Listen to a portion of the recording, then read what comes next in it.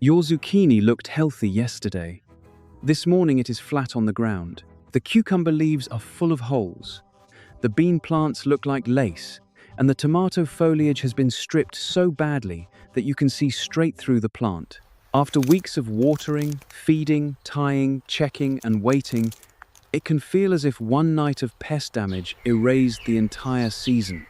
But before you decide that your garden is finished, look again at the empty spaces those damaged plants left behind. Those spaces may still have enough warmth, enough soil, and enough growing time to produce a second harvest. The key is not to rush. Replanting works best when you make 3 decisions in the right order. First, decide which damaged plants are still worth saving and which ones are only taking up time. Second, find out what caused the damage and whether that problem is still active. Third, choose replacement crops that fit the weather, the time remaining before frost, and the pests already present in your garden. Skip any one of those steps, and your second planting may repeat the same failure. Follow them carefully, and a bed that looks ruined in July can become one of the most productive lessons of your gardening year. Start with the plant that worries you most. Do not judge it only by the number of holes in the leaves. Leaves can look terrible and still be replaced if the plant has a healthy stem, active roots, and a growing point that is still alive. Touch the main stem gently. Is it firm, or does it feel soft, hollow, split, or weak near the soil line? Look at the newest growth. Are there small green leaves still unfolding, or has the growing tip stopped completely?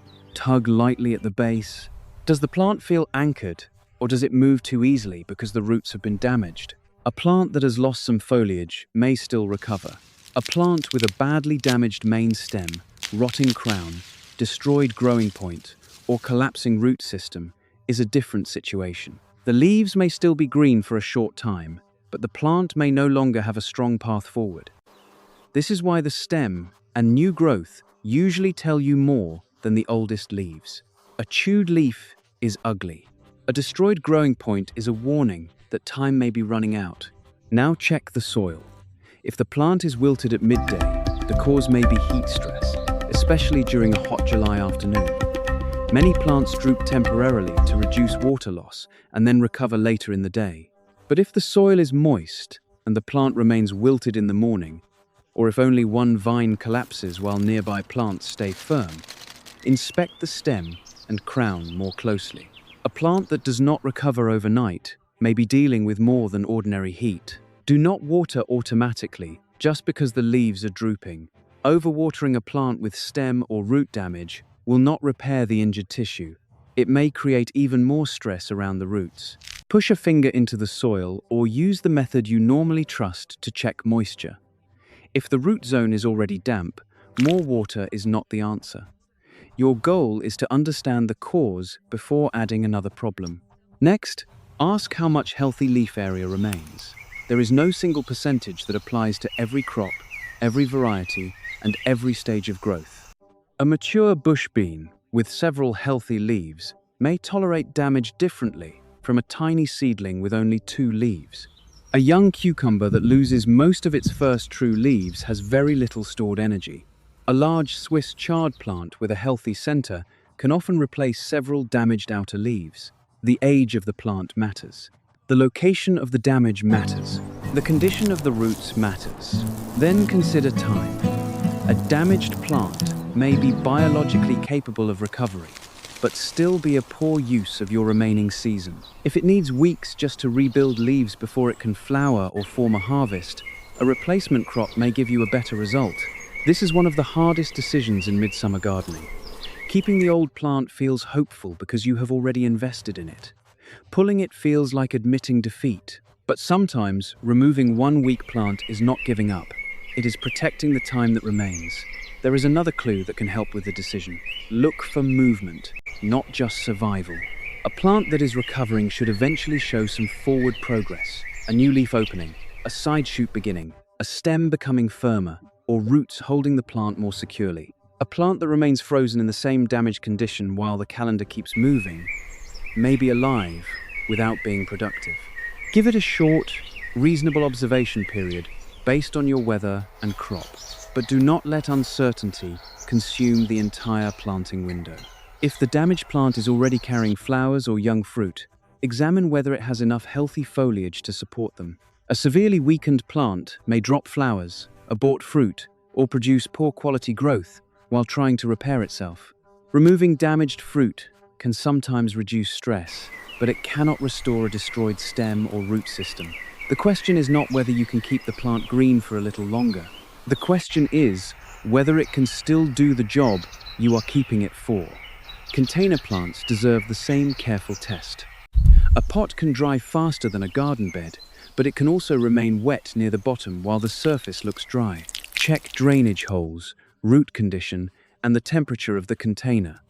A dark pot sitting in full afternoon sun may heat the root zone enough to cause wilt that looks like pest injury. Move the pot, cool the root environment, and observe the plant before blaming insects.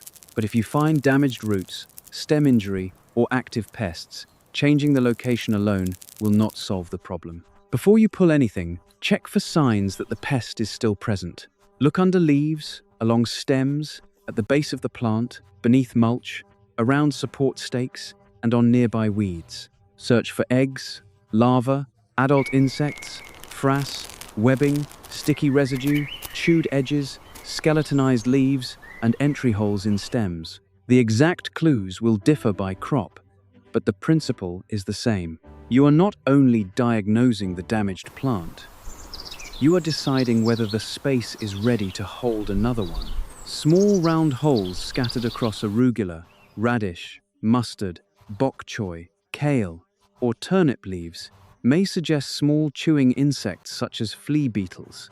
Large, irregular holes or leaves eaten down toward the veins may point toward caterpillars or larger leaf feeders. Bean leaves that look skeletonized may have been attacked by beetles or larvae feeding between the veins. Cucumber leaves with ragged holes may have several possible causes. A squash plant that suddenly wilts despite adequate moisture deserves a careful inspection around the stem and crown. Do not force every symptom into the first diagnosis that comes to mind. Heat, drought, root injury, disease, nutrient stress, and insect feeding can create overlapping signs. The same pest can also cause different levels of damage depending on the age of the plant. When you are uncertain, compare several clues instead of relying on one leaf.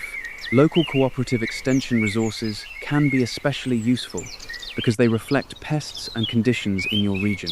The pattern of damage matters because it changes what you should plant next. If the first crop was destroyed by a pest that strongly prefers squash family plants, replacing it immediately with another squash in the same spot may be risky.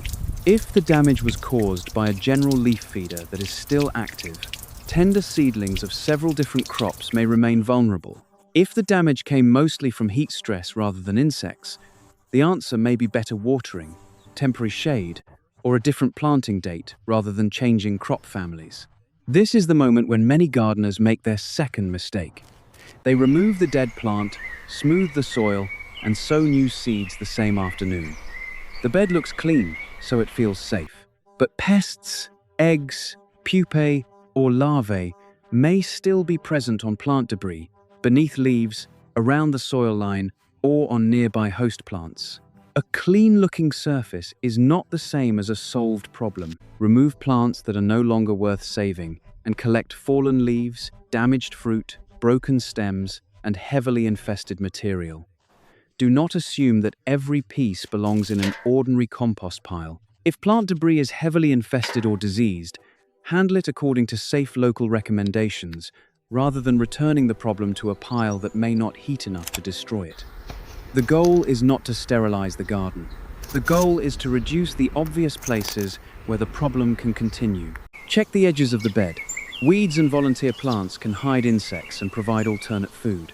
Look under boards, containers, mulch, and low leaves. Examine trellis clips, ties, and support stakes if pests were clustered near the vines. You may not eliminate every insect, and you do not need to. A healthy garden contains many organisms. You are trying to lower the pressure enough that the new planting can establish itself. Do not replace all the soil simply because insects chewed the leaves. In most situations, that is unnecessary and may create more work without solving the real cause. Instead, restore the bed based on what the soil actually needs. Loosen compacted areas carefully. Add finished compost if the soil structure or organic matter needs improvement. Remove large roots from the failed crop if they interfere with planting, but avoid aggressive digging when it would damage nearby healthy plants. Resist the urge to pour on extra fertilizer to compensate for the lost crop. More fertilizer does not replace lost time, and excessive nitrogen can create soft, lush growth that attracts certain pests or delays the kind of harvest you want. A balanced, moderate approach is safer. If the bed was already prepared and fed earlier in the season, it may need less than you think. Water the empty bed deeply, then observe how it drains. This helps settle the soil and gives you a clearer picture of moisture conditions before sowing. For carrots and other small seeds, break up crusted soil and create a fine surface so the seed has close contact with the soil. For beans, squash, and cucumbers, make sure the planting area drains well enough that warm, wet soil does not rot the seed. Once the bed is cleaned and prepared, stop and check the calendar. The date itself is not the most important number. The more useful number is the average amount of growing time you have left before your first fall frost. Look up the average first frost date for your location through a trusted regional source. Then compare that window with the days to maturity listed for the exact variety you plan to grow. Treat the number on the seed packet as a planning guide, not a guarantee. Days to maturity may be counted differently depending on the crop and whether it is direct sown or transplanted. Late-season plants may also grow more slowly as days shorten and temperatures change. Heat stress, transplant shock, dry soil, pest feeding, and poor light can all add time. Give yourself a margin instead of planning for the harvest to arrive on the last possible day. Also decide what counts as a successful harvest. You may not need a full-size plant. Baby kale can be harvested before it becomes a large, mature kale plant. Bok choy can be harvested young. Turnips and beets can provide leaves before the roots reach full size. Radishes can be pulled small. Green onions do not need to form large bulbs. Basil can give useful leaves long before it becomes a large plant. This is where late-season gardening becomes flexible. Your climate changes the list. A gardener in a northern area with an early frost may need to focus on baby greens, small roots, and the shortest available varieties. A gardener in a region with a long, mild fall may have time for carrots, beets, chard, and several succession sowings. A gardener in the south may still have enough heat for cucumbers, bush beans, basil, and squash, but may need to delay some cool season greens until the most intense heat begins to ease. A simple way to make the final choice is to divide your replacement crops into 3 groups. The first group needs sustained summer heat to flower and fruit, including squash, cucumbers, beans, and basil. The second group can give an early leaf harvest, including arugula, mustard, bok choy, baby kale, chard, green onions, and the greens from turnips and beets. The third group needs a longer runway below the soil, including carrots, beets, radishes, and turnips grown mainly for their roots. Start with the group your climate can support, then remove any crop that is an obvious target for the pest you still have. And now comes the most important twist in the list. The fastest vegetable is not always the smartest vegetable to replant. If the pest that destroyed your first crop is still active, choosing another favorite host can turn your second chance into the same failure all over again. Speed matters, but so do crop family, pest pressure, temperature, and the protection you can realistically provide. The first option is zucchini. Zucchini can grow aggressively in warm soil, and that makes it tempting after a midsummer failure.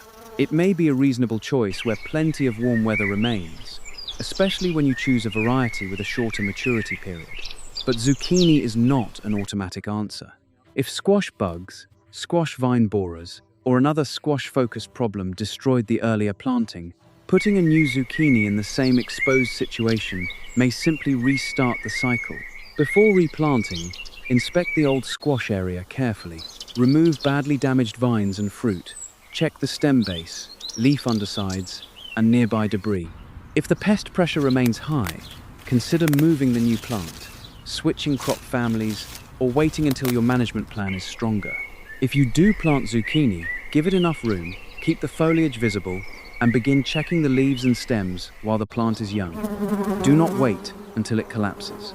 Temporary row cover may protect a young plant from some insects, but zucchini eventually needs access to pollinators unless you are hand pollinating. Once flowering begins, a cover that stays closed can prevent fruit set. This is a good example of why a protection method must match the stage of the crop. Yellow squash offers many of the same advantages and many of the same risks. It likes warm conditions, can establish quickly, and the fruit can be harvested young rather than left to become large. That early harvest goal can make a late planting more practical. But yellow squash belongs to the same crop family as zucchini, so it may attract the same pests. Do not crowd several plants together because you are trying to replace everything you lost. Crowding reduces airflow, hides the base of the plant, and makes inspection more difficult. One well-spaced, closely monitored plant may give you a better chance than several stressed plants competing for water and light. If the original squash problem remains unresolved, skip yellow squash and use the space for a different crop family. Cucumbers are another warm soil option. Seeds can germinate well in summer soil when moisture is kept steady, and compact bush varieties can work where space is limited. Vining cucumbers can use a trellis, which lifts foliage and fruit off the ground and makes inspection easier. A trellis does not prevent pests, but it helps you see changes sooner. Young cucumber plants can be vulnerable to chewing damage, including cucumber beetles in areas where they are active. Check the first leaves often. A mature vine can survive some leaf damage, but a seedling with only a few leaves has little reserve. Keep the seedbed moist during germination without leaving it waterlogged. If the soil surface repeatedly dries and crusts, the planting may become uneven. Cucumbers still need enough warm weather to flower and develop fruit. In a short season area, choose the quickest suitable variety and be realistic about the calendar. In a warmer region, a second cucumber planting can extend the harvest after an older vine becomes diseased, exhausted, or heavily damaged. But if the earlier vines were destroyed by a problem that remains widespread in the bed, changing location or crop family may be wiser. Bush beans can fill open space without requiring a tall trellis. They are usually direct sown because they do not appreciate unnecessary root disturbance. Warm soil can support fast germination, but soil that stays saturated can cause seeds to rot before they emerge. Plant into moist, well-drained soil and water according to the actual conditions rather than a rigid schedule. Beans are especially useful when you want a compact crop that can be harvested over a relatively short period. Check the exact variety for maturity information, and remember that late season conditions may slow it down. Inspect the new leaves for beetles, skeletonizing damage, and other chewing insects. If your first bean crop was heavily attacked and the same pest remains active, a new bean planting may need physical protection or a different location. Where the season is long enough, small succession sowings can spread risk. Instead of placing every seed in the ground on one day, you can sow a modest amount and follow with another small planting if conditions remain favorable. This avoids making one planting date responsible for your entire second harvest. The next group can reward you sooner, not because every plant completes its full life cycle immediately, but because you can harvest it young. Radishes are a classic example. They can produce a useful small root without waiting for a large mature crop, but midsummer conditions can be challenging. Very hot soil may reduce quality, increase stress, or encourage the plant to focus on leaves and flowering rather than forming a good root. If your days are still extremely hot, consider waiting for a slightly cooler window, using light temporary shade, or choosing a location that receives morning sun and some protection during the harshest afternoon heat. Keep moisture even. Long dry periods followed by heavy watering can create poor texture and uneven growth. Sow thinly enough that each root has space. A thick mat of seedlings may look successful at first, but crowded radishes often produce disappointing roots. Flea beetles can pepper radish leaves with tiny holes. A light insect barrier can help protect young plants because radishes do not require pollinator access for the root harvest. Secure the edges so insects cannot easily enter beneath it. If flea beetles are already numerous in the bed, covering the plants after the damage begins may be less effective than protecting them from the start. Arugula is valuable because the goal can be tender young leaves rather than a full mature plant. Sow a small patch, then harvest when the leaves reach a useful size. You can cut individual leaves or harvest a young section, depending on how you want to use it. Smaller sowings, repeated over time, often provide better quality than one large planting that matures all at once. Heat can make arugula grow quickly, turn stronger in flavor, and move toward flowering. In a very hot region, it may perform better as temperatures begin to ease. Flea beetles also love young arugula leaves, so protection and early inspection are important. A few tiny holes may be cosmetic on a larger leaf, but the same feeding can overwhelm a seedling. Mustard greens provide another flexible leaf harvest. Some varieties tolerate warmth better than others, but leaf quality often improves as the weather becomes less intense. You do not have to wait for large leaves. Young mustard can be harvested for salads, while older leaves can be cooked. That gives you several possible harvest stages. Keep the soil evenly moist to reduce stress and overly strong flavor. Sow a modest amount rather than filling the entire bed at once. If caterpillars or flea beetles are active, protect the seedlings and inspect both sides of the leaves. Mustard grows quickly under good conditions, but speed will not help if the first leaves disappear as soon as they unfold. Bok choy can be harvested as baby bok choy, making it attractive for a shorter window. However, it is sensitive to stress. Intense heat, sudden temperature changes, root disturbance, and irregular moisture can encourage poor growth or premature bolting. In a hot climate, starting it in a cooler, protected location or waiting for a more favorable planting window may be more successful than direct sowing into blazing soil. Choose a smaller or faster variety when time is limited.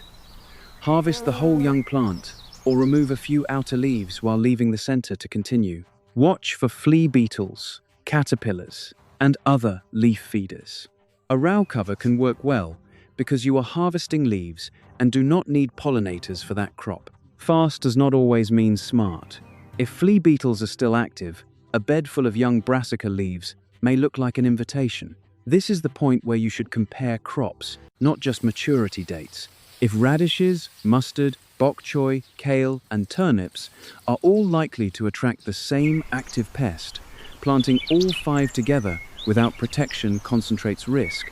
Choose fewer, protect them well, and use unrelated crops in the remaining space.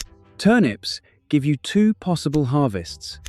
The leaves can be used before the root reaches full size, and the root can be harvested small if the season is short. When thinning healthy seedlings, the tender greens may be useful rather than wasted. Leave enough spacing for the roots you want to keep. Turnips prefer loose soil that allows the root to expand. Too much nitrogen may create abundant foliage without the root development you expected.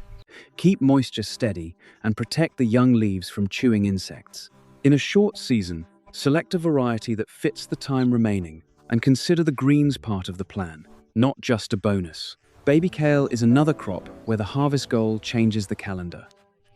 You do not need to wait for a huge plant with thick, mature leaves. Sow for young leaves, allow enough space for airflow, and begin harvesting when the foliage reaches the size you want. If you cut carefully and leave the growing point, some plants may continue producing. Kale tolerates cooler weather better than most summer crops, making it useful as the season turns. But the seed and tiny seedlings can still struggle in extremely hot soil. Provide consistent moisture and temporary shade if conditions demand it. Check for cabbage worms, flea beetles, and damage around the growing point. A young kale plant can survive a few holes. It cannot replace a center that has been completely eaten. Swiss chard is slower to become large than some baby greens, but it offers a long harvest window and handles warmth better than many cool season leafy crops. That makes it one of the strongest bridge crops between summer and fall. Harvest the outer leaves when they are large enough to use, and leave the center intact so the plant can continue growing. Do not strip a young plant bare. It needs enough leaf area to support the roots and produce new growth. Chard can grow in a garden bed or a container with adequate depth and moisture. Keep watering steady, especially during hot weather, but do not leave the roots constantly saturated. Chard may not be the earliest payoff on the list, yet it can continue giving long after a quick baby green planting has been harvested. The next 3 crops fill very different roles. One can be harvested from narrow spaces, one loves the remaining summer warmth, and one requires patience but can reward careful planning as the weather cools. Green onions fit into edges and narrow gaps where a larger crop would not work. You can grow them from seed, sets, or healthy rooted bases depending on the method you trust and the material available. The advantage is that you do not need to wait for a large bulb. Harvest them young when the stems reach a useful size. Keep the bed free of weeds, because young onions compete poorly. Water enough to keep growth steady, but avoid waterlogged soil. Do not depend on endless regrowth from kitchen scraps as the entire plan. A rooted base may produce useful green leaves, but it does not replace a well-managed planting if you want a consistent crop. Basil is a strong choice where substantial warm weather remains. It can provide harvestable leaves long before it becomes a large bush.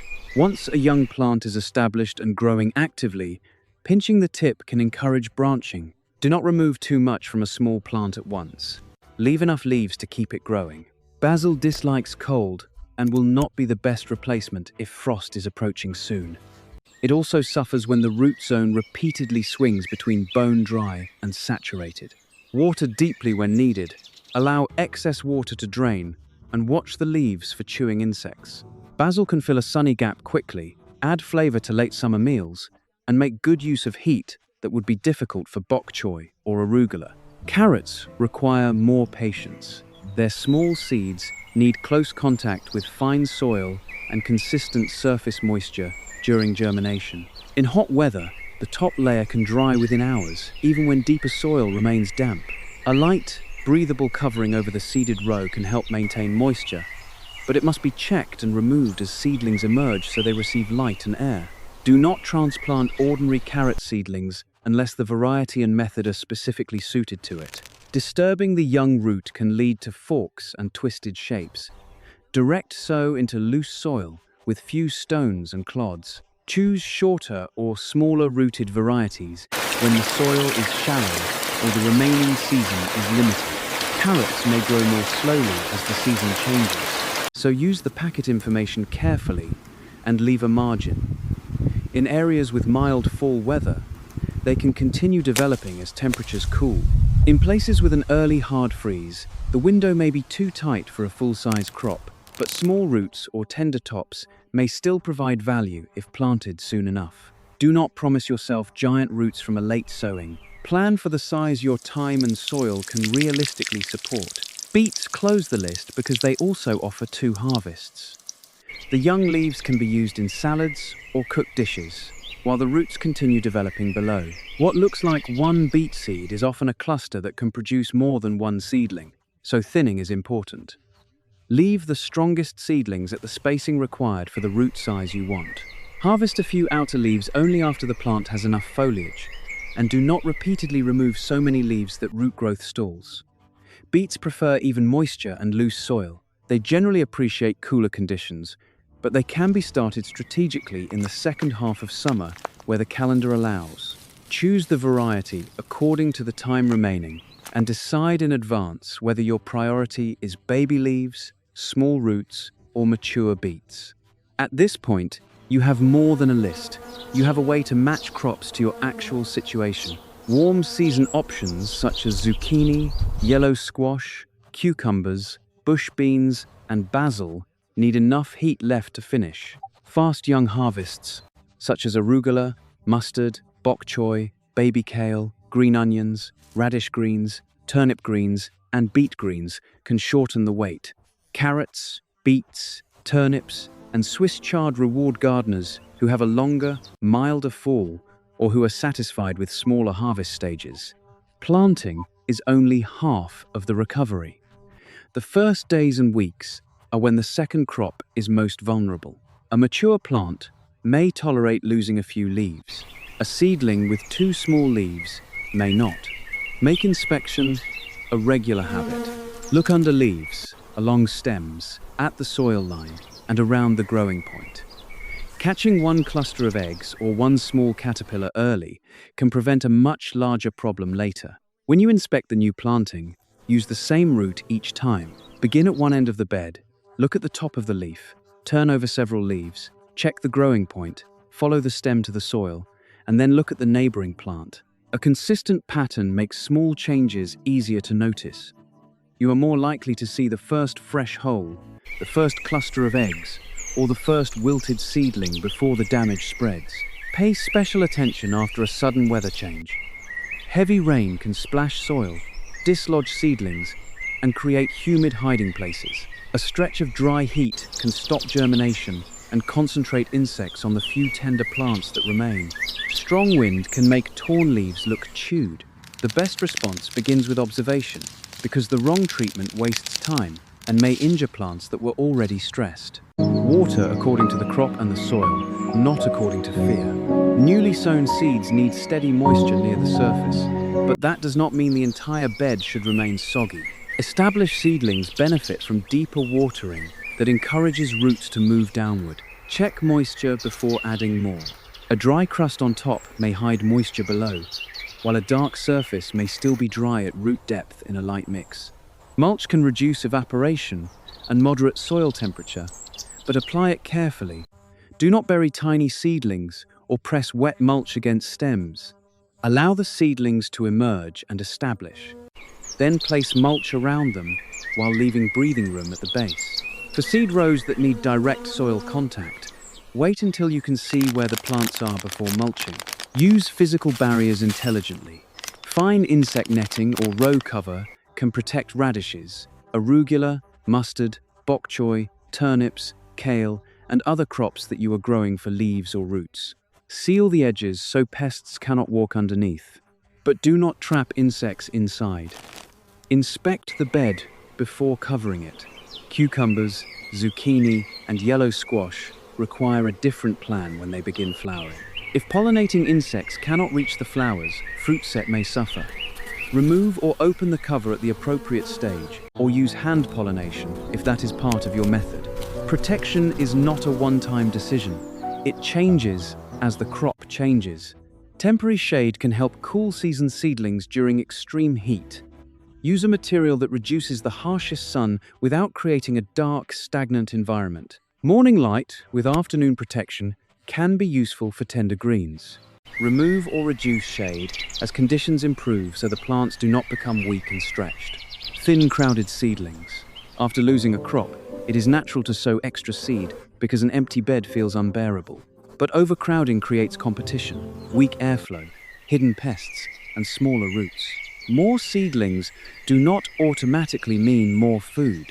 Give the strongest plants enough room to become the harvest you actually want. Do not try to force speed with heavy feeding. The replacement crop cannot be bullied into maturity. Excess fertilizer may burn roots, create soft growth, or upset the balance between leaves and roots. Use compost and fertilizer according to the crop, the soil, and the products you normally rely on. The goal is steady growth, not a desperate burst. Consider changing crop families across the bed. If squash pests remain active, use beans, chard, basil, carrots, beets, or onions in part of the space, instead of filling it with more squash. If flea beetles are overwhelming every brassica seedling, reduce the number of brassica crops, protect a small section well, and use unrelated crops elsewhere.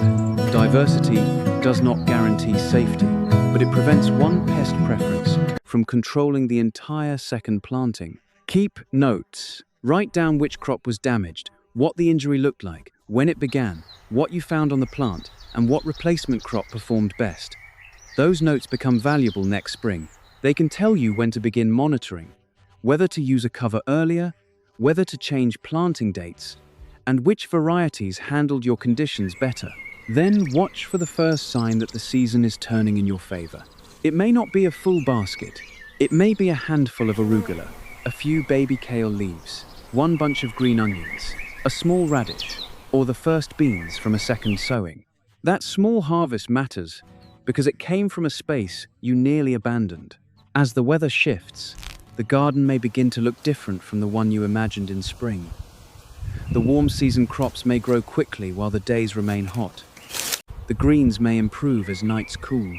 Turnip, beet, and carrot roots may continue swelling below the soil. Swiss chard may keep producing outer leaves long after faster baby greens are gone. The second planting becomes a mixed harvest rather than a copy of the first. Do not judge it by what was lost. Judge it by what the empty space became. A bed that held a collapsed squash vine may now hold beans and chard. A row where beetles destroyed young leaves may now be protected under netting. A corner that looked finished in July may still produce herbs, greens, roots, and a few warm-season vegetables before the cold arrives. The most important lesson is not that every damaged garden can be restored perfectly. Some seasons are too short. Some pest outbreaks are too severe. Some crops will not have enough time. The lesson is that failure gives you another decision. You can observe, clean, adjust, and plant according to the conditions that exist now, instead of the plan you made months ago. Next season, use what you learned. Do not plant every seed on the same day. Save part of the packet for succession sowing. Inspect the underside of leaves before damage becomes obvious from across the yard. Learn the pests that repeatedly appear in your region. Prepare row cover before seedlings emerge, not after the leaves are already full of holes. Leave space in the calendar for a second planting. Your second harvest may not look exactly like the garden you imagined in spring, but it can completely change how the season ends. The zucchini that collapsed, the cucumber leaves that were chewed, and the beans that look like lace do not have to be the final image of your garden year. They can be the moment you learn to respond instead of surrender. A resilient garden is not a garden that never fails. It is a garden that gives you another decision, another planting, and another chance after something goes wrong. So look at the damaged bed one more time. Decide what can recover, remove what cannot. Solve as much of the pest problem as you can. Check the time remaining. Then choose the crops that fit your garden now. The season may not be over. Your second harvest may be waiting in the space that failure left behind.